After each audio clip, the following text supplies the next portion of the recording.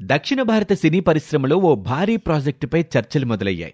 వరుస ఫ్లాపులతో డైరెక్టర్ శంకర్ కెరియర్లో కొత్త మలుపు తీసుకొచ్చే చిత్రం గేమ్ చేంజర్. ప్రస్తుతం అందరి దృష్టి ఈ సినిమాపైనే ఉంది.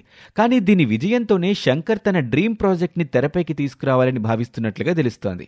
కోలీవుడ్ వర్గాల సమాచారం ప్రకారం శంకర్ వీరయుగ నాయగన్ వేల్పరి అనే పుస్తకం ఆధారంగా 3 భాగాల సినిమాను రూపొందించడానికి సిద్ధమవుతున్నారని వార్తలు వినిపిస్తున్నాయి. అంతేకాదు, ఈ గ్రాండ్ ప్రాజెక్ట్ కోసం ఏకంగా 1000 కోట్ల రూపాయల బడ్జెట్ని పెట్టుబడిగా పెట్టాలని ప్లాన్ చేస్తున్నారంట. ఈ ప్రాజెక్ట్ శంకర్ కెరియర్లోనే భారీ ప్రాజెక్టుగా నిలవనుంది. అయితే దీనికి గేమ్ చేంజర్ విజయమే కీలకంగా మారనుంది.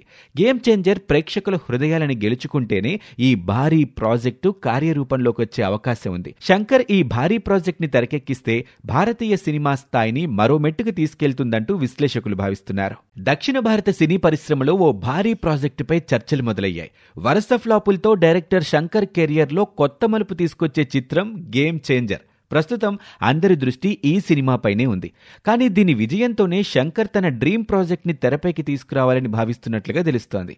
కోలీవుడ్ వర్గాల సమాచారం ప్రకారం శంకర్ వీరయుగ నాయగన్ వేల్పరి అనే పుస్తకం ఆధారంగా 3 భాగాల సినిమాను రూపొందించడానికి సిద్ధమవుతున్నారని వార్తలు వినిపిస్తున్నాయి. అంతేకాదు, ఈ గ్రాండ్ ప్రాజెక్ట్ కోసం ఏకంగా 1000 కోట్ల రూపాయల బడ్జెట్ని పెట్టుబడిగా పెట్టాలని ప్లాన్ చేస్తున్నారంట.